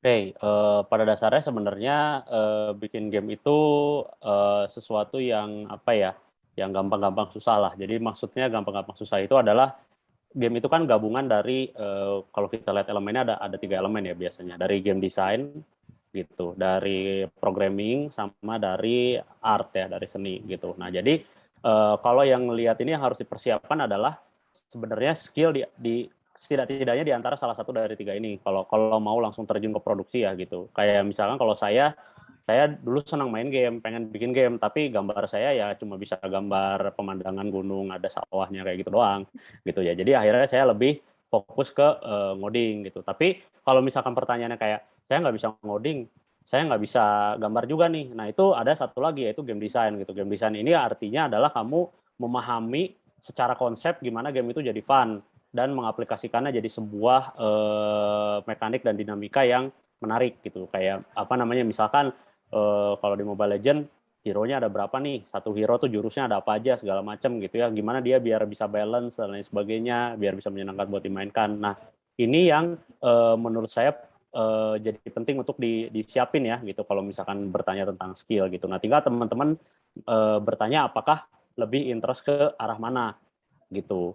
Nah, kalau misalkan dipakai untuk kalau misalkan teman-teman mau bikin game tapi bukan untuk entertainment gitu ya, ya sebenarnya lebih fokus kalau menurut saya di desainnya gitu loh. Jadi kayak misalkan teman-teman dari advertising gitu ya, gimana cara ngedesainnya gitu. Untuk programming sama artnya bisa aja teman-teman nanti nge-hire orang buat merealisasikan idenya, itu juga bisa gitu. Jadi sangat tergantung ya. Nah, caranya kita membuat game ya tadi ya gitu. Jadi kayak udah banyak banget software nih gitu yang bisa kita gunakan untuk membuat game gitu. Salah satu contohnya tadi Construct, Stencil, atau kalau mau ke mobile biasanya pakai Unity misalkan dan lain sebagainya, itu udah banyak banget gitu. Untuk bergabung pada perusahaan pembuatan game ya simply bisa menguasai ya tadi gitu prinsip-prinsip tadi. Kalau teman-teman sudah cukup skillful pasti bisa bergabung ke perusahaan game. Kayak gitu sih. Baik, terima kasih Kak Fadil. Sudah cukup jelas ya Kak Aziz Mulki untuk jawaban dari Kak Fadil. Kita lanjut lagi nih untuk Bu Anggita. Ada dari Kak Dendi Febriansyah. Bertanya Bu, game mungkin selalu memenuhi semua kriteria dalam deskripsi judul, tetapi itu nggak selalu membuat menyenangkan bagi setiap player. Jadi sebenarnya bagaimana game menerjemahkan mekanika game menjadi menyenangkan, Bu? Silahkan Bu Anggita.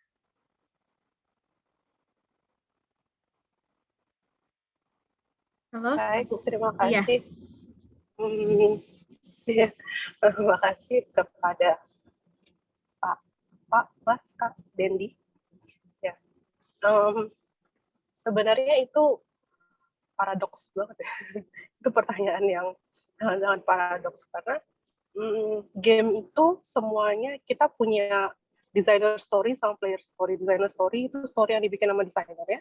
Tapi juga ada player story. Player story itu setiap player itu punya rasanya masing-masing kayak gitu. Nah, terus gimana sih game itu? Kemudian ada game yang populer dan ada yang tidak. Ya yang populer itu karena banyak player yang senang sama tantangan di dalam gamenya kayak gitu. Kalau misalnya berdasarkan riset-riset di dalam lab saya, salah satunya adalah game itu harus dimulai dalam keadaan tidak jelas. Jadi saya nggak tahu, saya selalu ada chance untuk saya kalah. Jadi saya selalu punya tantangan, tapi kemudian tantangannya itu tidak boleh terlalu sulit sehingga membuat saya tidak mau main lagi. Jadi pada dasarnya gitu. Terus cara ngeceknya gimana? Kalau cara ngeceknya, kalau di lab kami itu kami lakukan yang namanya playtesting.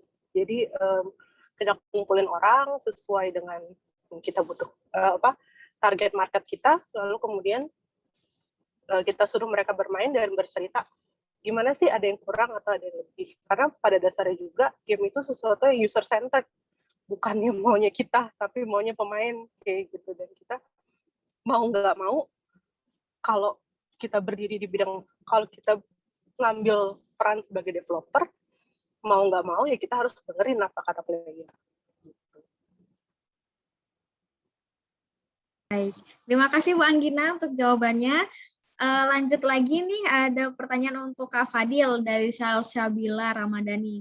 Mohon izin bertanya, Pak, jika dalam membuat game tidak mempunyai basic yang mumpuni, apakah ada panduan-panduan tertentu untuk membuat game tersebut? Dan biasanya mendapatkan panduan itu di mana ya, Pak?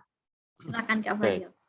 Jadi saya selalu bilang ya sama orang yang tertarik terjun ke membuat game gitu, bahwa kayak harus punya basic tertentu, itu sebenarnya enggak gitu ya. Kalau menurut saya tuh bikin game itu mirip sama kita menguasai musik gitu. Jadi misalkan teman-teman mau jago main gitar gitu, apakah harus kuliah S1 di musik gitu? Enggak juga kan gitu. Yang paling penting itu sebenarnya praktis gitu. Jadi nyobain bikin game dari yang simple sampai yang lebih kompleks gitu. Nah, untuk mendapatkan panduan ya di zaman sekarang banyak banget gitu. Salah satunya di YouTube lah yang itu. Tinggal di search aja, misalkan tadi kita pakai software ya, Unity namanya, membuat game dengan Unity gitu. Misalkan satu di YouTube. Dan juga dari website penyedia software itu sendiri. Jadi Unity sendiri misalkan punya tutorial-tutorial gitu, dari yang misalkan bikin game yang simple kayak Flappy Bird gitu ya, atau misalkan tembak-tembakan yang sederhana gitu. Dari yang paling simple gitu sampai yang paling kompleks, yang cukup kompleks itu lumayan ada gitu. Atau dari channel-channel kanak-kanak berbayar seperti Udemy, yang itu lebih bagus lagi karena ya kan kita bayar ya gitu. Jadi lebih berkualitas lagi, dipandu banget dari start sampai finish gitu. Tapi menurut saya juga tambahannya adalah jangan terpaku hanya karena ini kayaknya susah nih gitu ya, tapi jadi aku nggak bisa ngebikin game impianku gitu. Nah menurut aku itu fokusnya adalah ya kita coba aja terus praktis, bikin game yang kecil-kecil, jadi gitu. Teman-teman punya 1 game yang jadi, 2 game, 3 game, 4 game, 5 game. Nah nanti lama-lama teman-teman nggak akan kerasa deh, tahu-tahu udah jago aja, istilahnya seperti itulah kira-kira. Baik. Nah, ada pertanyaan lagi ini dari Kak Naufal nih untuk Kak Fadil lagi. Mohon izin bertanya, Pak, untuk kriteria game yang membuat semua orang itu nyaman dalam memainkan game tersebut. Maksudnya kriteria apa gitu yang membuat game itu membuat semua orang itu nyaman gitu. Oke. Jadi kalau dibilang kriteria yang membuat semua orang itu nyaman, ini juga sebenarnya ada hubungannya tadi sama pertanyaan yang dijawab oleh Ibu Anggina ya gitu. Jadi sebenarnya sulit emang memuaskan semua orang gitu. Jadi maksudnya itu tuh akan sangat tergantung sekali sama jawaban pertamanya adalah sama target market. Jadi maksudnya target market itu adalah teman-teman ini ngebikin game atau ngebikin produk technopreneur ini tuh untuk siapa gitu. Akan beda kalau kita bikin game buat anak-anak muda gitu ya, sama untuk misalkan ibu-ibu atau bapak-bapak gitu ya gitu. Jadi kan tergantung mereka kesibukannya gimana, terus literasi digitalnya seperti apa gitu. Nah yang nyaman itu apa adalah yang dibuat sesuai sama target market tersebut gitu. Jadi misalkan gini, saya mau bikin game MOBA tapi untuk ibu-ibu sama bapak-bapak gitu. Itu nggak mungkin banget menurut saya, sulit lah gitu. Karena ya apa namanya, satu, mereka literasi digitalnya kurang, mereka cuma mau ya main pencet-pencet aja gitu, nggak mau yang kayak harus mikirin item apa gitu. Kalau dipikir kayak gitu kan nggak akan nyaman gitu istilahnya, nggak akan laku pasti game kalian gitu loh. Nah kebalikannya juga sama gitu, mungkin saya mau bikin game yang apa namanya, dekorasi salon gitu ya misalkan itu, atau foto jadi model gitu, jadi foto model, supermodel gitu, ditargetin buat misalkan laki-laki atau apa namanya, bapak-bapak gitu ya, itu kan nggak cocok target marketnya gitu. Jadi yang ditanyain adalah kita bisa nggak ngedesain sesuatu itu sesuai sama keinginannya si target market kita, dan target market kita tuh pasti ada boundary-nya, ada batasan yang nggak mungkin kita ngebikin yang senang sama semua orang. Kira-kira sih seperti itu ya. Baik, terima kasih Kak Fadil untuk jawabannya. Silakan teman-teman jika masih ada pertanyaan lagi yang harus kita bahas atau didiskusikan, bisa langsung open mic ataupun bisa langsung dituliskan pada chat. Nah, ini ada lagi untuk Kak Fadil, izin bertanya, bahasa pemrograman apa yang baik dipelajari untuk membuat game? Karena saya dengar perusahaan game itu menggunakan game engine-nya sendiri. Silakan Kak Fadil. Oke, ini pertanyaan yang menarik ya, yang juga sering ditanyakan. Bahasa pemrograman apa yang lebih baik dipelajari untuk membuat game? Sebenarnya kalau menurut saya, bahasa pemrograman itu tidak menjadi patokan yang baik apa namanya untuk dikuasai ya. Kalau kita mau bikin game itu lebih karena gini. Jadi memang untuk bikin game itu ada yang namanya game engine ya. Kayak tadi seperti yang kita bilang lah, software yang untuk dipakai gitu. Kalau misalkan bikin ilustrasi kan ada Photoshop, misalkan bikin video ada Adobe Premiere misalkan ya. Nah, bikin game itu ada softwarenya namanya tuh ya tadi Unity dan segala macam. Nah, bahasa apa itu tuh akan sangat tergantung sama game engine yang digunakan gitu. Jadi kalau misalkan teman-teman join di perusahaan saya misalkan kami pakai Unity gitu ya. Unity itu pakai C# misalkan. Tapi kalau teman-teman nanti join ke perusahaan yang bikin game konsol misalkan pakai Unreal Engine, dia pakai C++. Ada juga yang misalkan bikin game buat HTML5, berarti bahasa programannya misalkan JavaScript dan lain sebagainya gitu ya. Nah, jadi menurut saya bahasa apa itu kurang relevan, yang lebih cocok adalah teman-teman menguasai fundamental pemrograman aja, sama penguasaan dari game engine itu sendiri. Gitu. Jadi untuk perusahaan game menggunakan game engine-nya sendiri, ini nggak selalu ya gitu. Jadi ya kayak kami itu kan mengadopsi game engine Unity gitu, dan banyak sekali sebenarnya perusahaan di dunia yang udah pakai game engine Unity. Untuk yang pakai game engine sendiri itu biasanya untuk perusahaan yang udah gede banget, yang emang very specialized lah gitu, sangat spesialis. Gitu sih. Baik, lanjut lagi nih Kak Fadil, ada pertanyaan dari Reza Fariski. Saya ingin bertanya Kak, akhir-akhir ini saya cukup tertarik dengan game VR. Menurut Kakak sejauh mana sih kemungkinan adanya konversi berbagai jenis game ke VR game? Oke. Ya saya sangat senang ya kalau banyak yang bertanya, nggak apa-apa mumpung di sini, silakan tanyakan apapun tentang game. Tentang game VR ya, kemungkinan adanya konversi berbagai jenis game ke jenis VR game. Ini sebenarnya VR ini cukup menarik ya, cukup menarik banget karena teknologinya relatif baru dan juga ya keren gitu karena kita bisa imersif dan lain sebagainya gitu ya.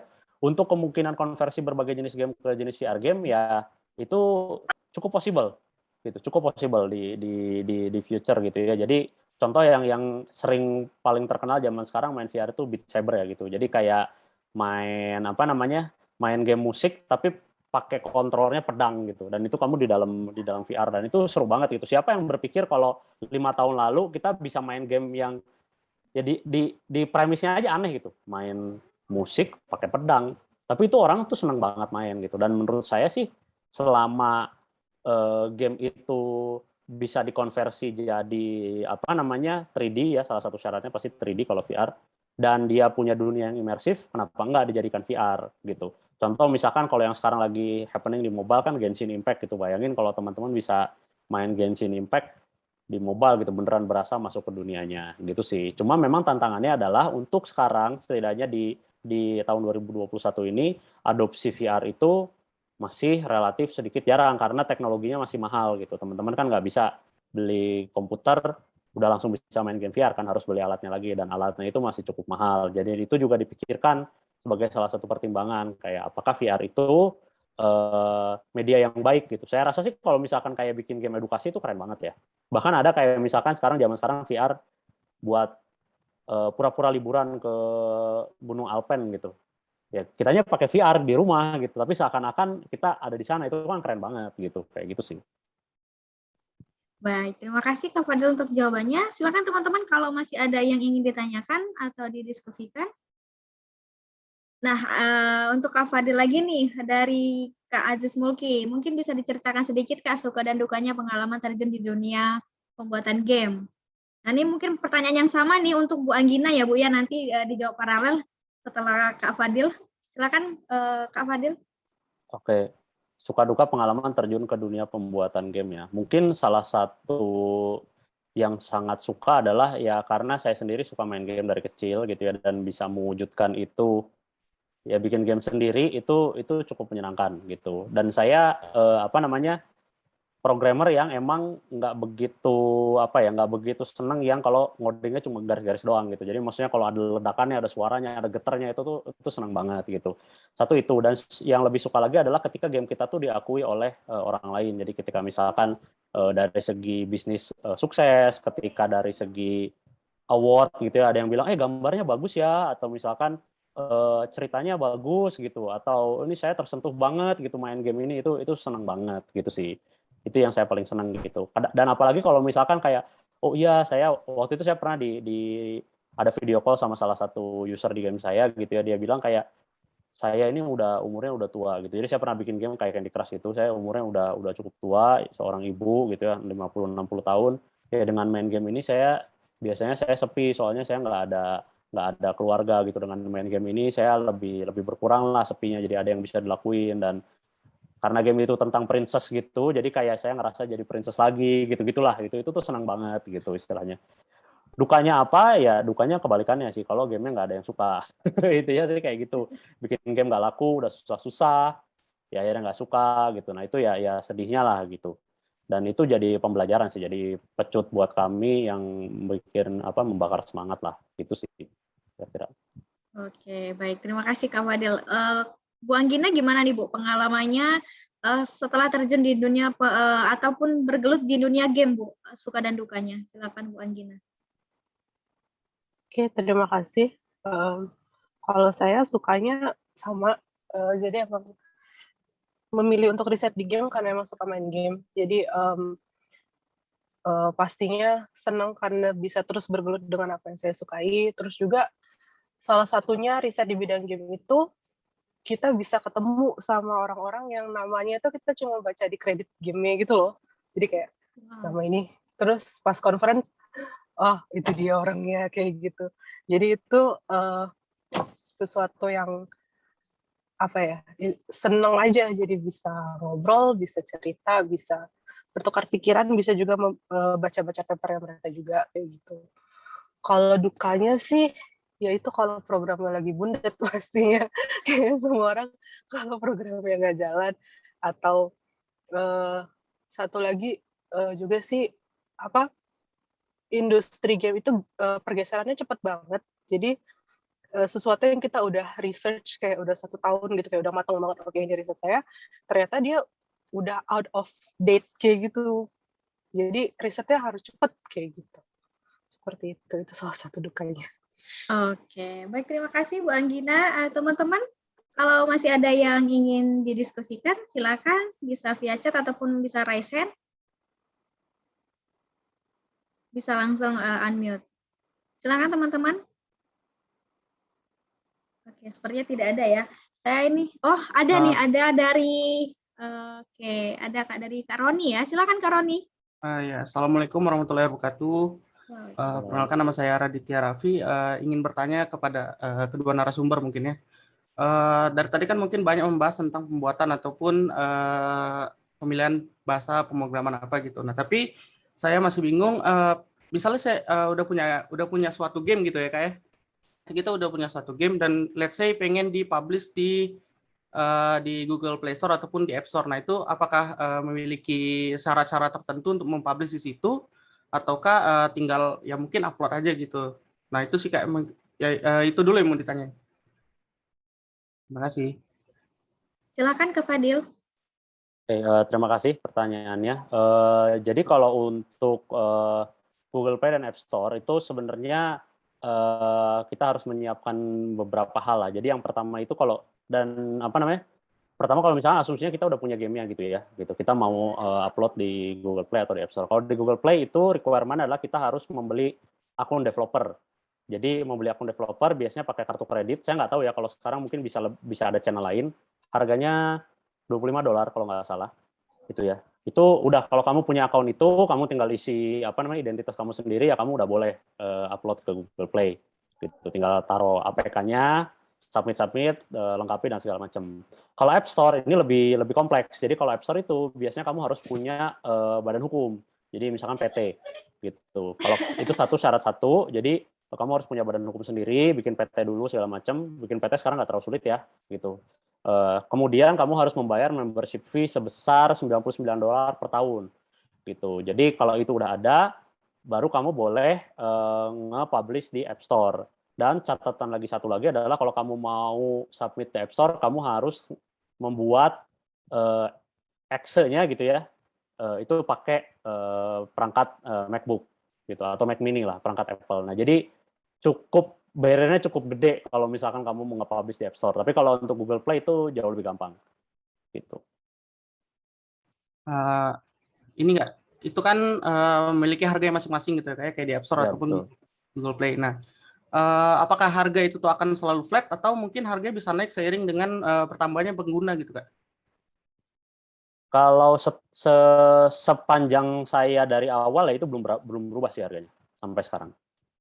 Gitu. Dan sekarang juga menariknya gini. Jadi kalau di di Google Play sama App Store kan sesuatu yang misalkan di dalam gamenya ada barang gitu yang kita bisa beli gitu ya, misalkan beli skin gitu di Mobile Legends itu kan harganya $10. Itu kan ada potongan untuk dari Google Play sama App Store itu sebesar 30% gitu ya. Gitu. Jadi kalau usernya bayar $10, $3 masuk ke mereka, $7 masuk ke kita sebagai pengembang. Nah, di tahun 2021 ini baik Google Play sama App Store itu mengurangi potongan itu. Gitu. Jadi untuk kalau nggak salah ya, saya correct me if I'm wrong, kalau di revenue kamu di bawah $1 juta, maka potongannya itu menjadi cuma 15% aja. Jadi kamu tuh dapat uang lebih banyak lah. Sampai di titik di mana kamu tuh udah dapat revenue $1 juta, which is 15 miliar ya, sangat tinggi sekali. Baru itu jadi 30% lagi. Kira-kira seperti itu sih. Terima kasih banyak, Kak, sudah menjawab.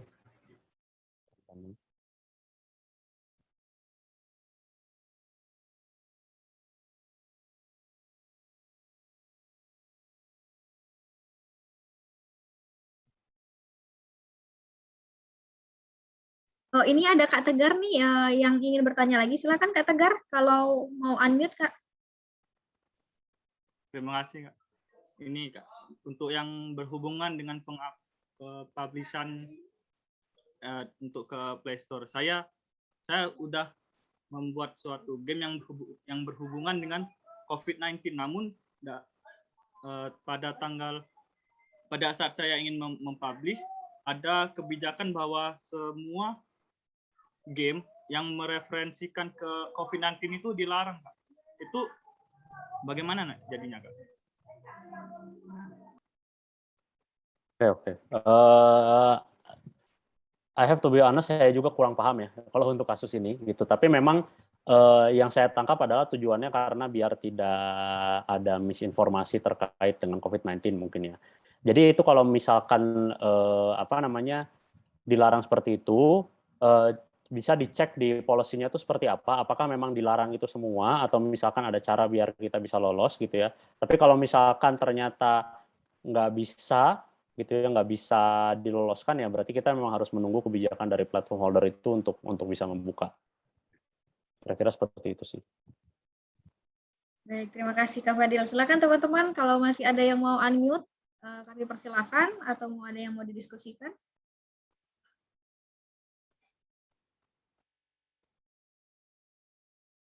Silakan teman-teman, mumpung ada pakar-pakarnya nih bergabung bersama kita. Kalau masih mau ada yang didiskusikan, kami persilakan untuk teman-teman bertanya via chat ataupun unmute langsung.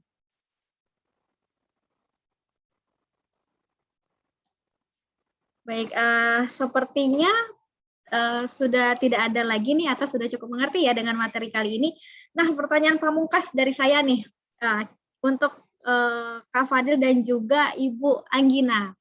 Seberapa cuan atau seberapa prospektifnya nih untuk lulusan-lulusan dari universitas terjun ke dunia game? Silakan sekaligus ada closing statement ya Kak Fadil ya dan juga Bu Anggina. Silakan Kak Fadil. Oke, peluang untuk masuk ke industri game di Indo ya. Kalau bisa dibilang kita tuh tadi seperti yang kita share di awal slide ya, peluangnya tuh gede banget gitu. Jadi maksudnya market yang bisa diraih itu tuh sangat luas gitu ya. Dan apa namanya masih sangat blue ocean karena ya masih sedikit gitu pemain game di Indonesia terutama ya gitu. Studio-studio di Indonesia juga belum banyak gitu. Kita sendiri juga masih sangat nyari-nyari nih orang yang bisa ngebantuin kita bikin game gitu loh. Jadi kalau ditanya kayak gitu, itu cuan banget gitu. Dan kalau ngelihat di tren di 2021 gitu, 2020, banyak game Indonesia tuh yang akhirnya mulai dikenal di internasional gitu. Salah satu contohnya Coffee Talk gitu ya. Kalau bisa teman-teman bisa cari gitu ya, itu menang award di mana-mana, banyak yang suka gitu loh. Jadi gamenya tuh seakan-akan kamu ada di kafe, kamu nongkrong gitu ya, minum kopi, dengerin cerita orang gitu. Itu chill banget lah, keren banget, dan itu banyak banget menang award gitu. Dan nggak cuma Coffee Talk, banyak banget game, salah satunya Coral Island gitu ya, itu juga lagi spotlight banget, dan itu tuh menandakan bahwa industri game di Indo itu udah mulai maju gitu ya, udah mulai sangat terkenal sih gitu di internasional gitu. Jadi kalau ditanya kayak kapan sih saat yang terbaik untuk masuk ke industri game, ya itu sekarang gitu istilahnya, kayak gitu sih. Terus tadi closing statement ya dari saya sendiri mengucapkan terima kasih atas kesempatannya bisa sharing di sini dari CDC Unsri, dari Pak Deris, dari Bu Santi, dan juga dari Ibu Anggina ya gitu, dan semuanya yang telah mau berpartisipasi dan ngobrol bareng sama saya ya. Sampai jumpa lagi kalau ada kesempatan. Kalau dari saya sih seperti itu ya. Terima kasih. Baik, terima kasih Kak Fadil. Bu Anggina, silakan Bu. Baik, kalau untuk dari saya sama sih, memang Indonesia itu kalau kita bicara cuannya, Indonesia itu market yang besar, orangnya juga sebenarnya nggak boleh ya, tapi orangnya juga termasuk konsumtif, jadi nggak usah takut untuk mencoba, karena memang industri game itu seperti itu, salah satu industri yang paling kaya, tapi juga bisa juga industri yang paling labil. Jadi jangan takut untuk mencoba, jangan takut untuk challenge diri sendiri untuk masuk ke industri ini. Lalu kemudian untuk closing talk-nya sama. Maksudnya terima kasih kepada CDC Unsri, terima kasih kepada Ibu Santi, kepada Bapak Deris, terutama yang sudah mengundang saya untuk acara ini. Lalu kemudian terima kasih juga kepada Mas Fadil untuk sharing ilmunya, karena kebetulan saya udah cukup lama out of touch dengan industri di Indonesia sekarang.